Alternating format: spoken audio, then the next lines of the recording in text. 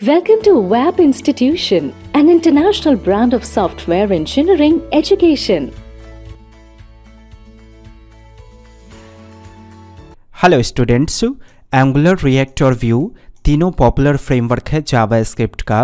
अब एक्सपेक्ट कीजिए कि अगर आपको कोई काम जावा स्क्रिप्ट में भी करनी आती है, एंगुलर में भी करनी आती है, रिएक्ट में भी और व्यू में भी, तो आप किसका इस्तेमाल करोगे, आप किसको चूज़ करोगे उस काम को करने के लिए। इसी की जानकारी इस वीडियो में प्राप्त करेंगे।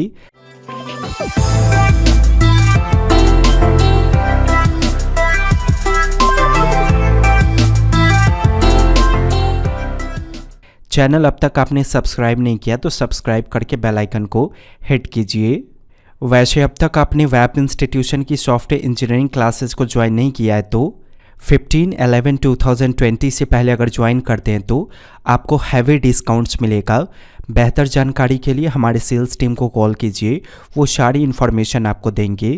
सबसे पहले ये जानिए कि इन चारों में सबसे फास्ट किसका कोड एग्जीक्यूट करेगा, जावा स्क्रिप्ट।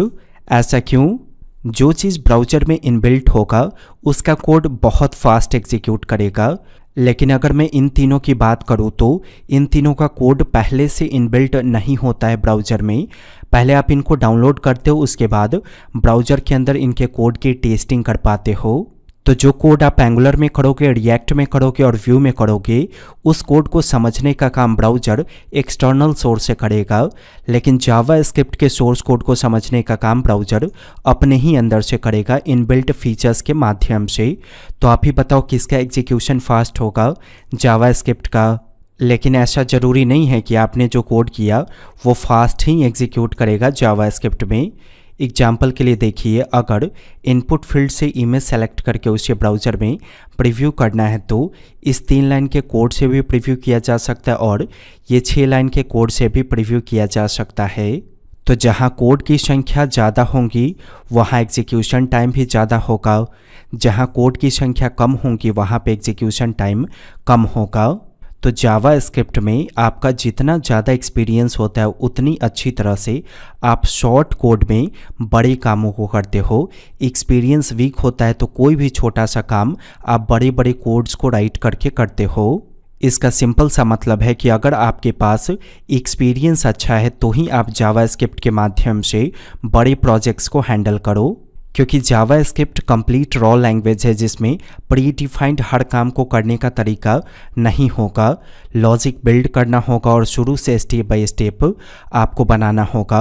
और एक और चीज़, एक्सपीरियंस जितना ज़्यादा कम होता है उतनी ज़्यादा वेरिएबल्स आप बनाते हो और वेरिएबल्स जितना ज़्यादा होगा उतना ज़्यादा मेमोरी कंजप्शन होगा और उस केस में कोड का एग्जीक्यूशन टाइम भी काफ़ी स्लो होगा।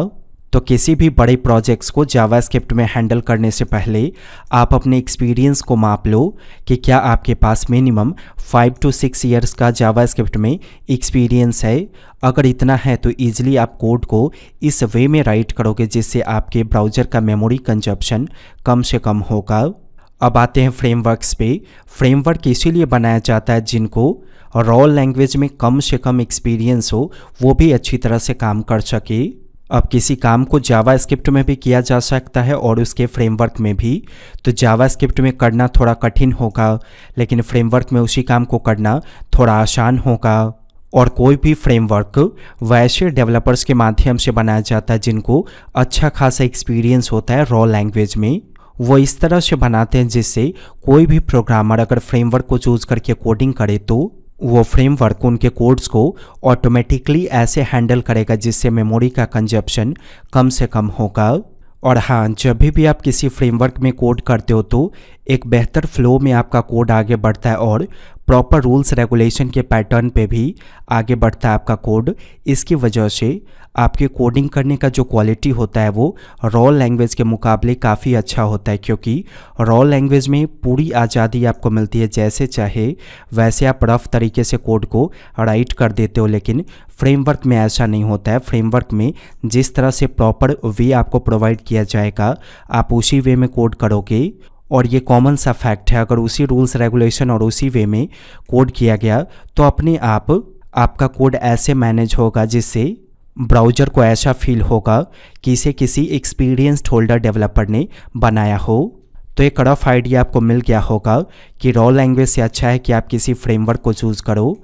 अब इन तीनों में से कौन सा फ्रेमवर्क हम चूज़ करें वो तो तीनों पढ़ने के बाद ही आपको आइडिया लगेगा। आप पॉपुलैरिटी के अकॉर्डिंग फ्रेमवर्क को नहीं पढ़ सकते हो, क्योंकि डिपेंड इस पे करता है कि आप फ्यूचर में कहाँ जॉब करोगे। कुछ कंपनीज एंगुलर में आपसे काम करवाएंगी, कुछ रिएक्ट में और कुछ व्यू में। आना तो तीनों चाहिए आपको। अब इंडस्ट्री में किसकी डिमांड है डिपेंड करता है कंपनी पे। कोई कंपनी आपसे एंगुलर के बारे में पूछेगी, कोई रिएक्ट में और कोई व्यू के बारे में। इसीलिए किसी एक पर्टिकुलर फ्रेमवर्क को पढ़ के छोड़ देना सही नहीं है।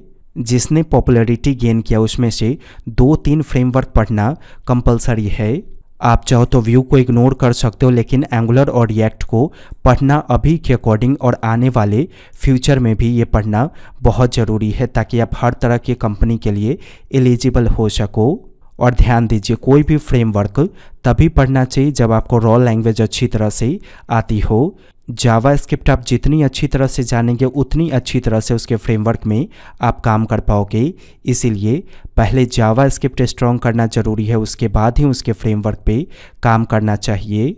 वीडियो समझ में आया तो लाइक कीजिए, चैनल सब्सक्राइब करके बेल आइकन हिट कीजिए अगर आपने अब तक सब्सक्राइब नहीं किया है तो। वेब इंस्टीट्यूशन की ऑफिशियल वेबसाइट पर विजिट कीजिए और जो डिस्काउंट्स आपको बताया गया उसका लाभ उठाइए। वेब इंस्टीट्यूट की वीडियो को देखने के लिए आपका बहुत बहुत धन्यवाद।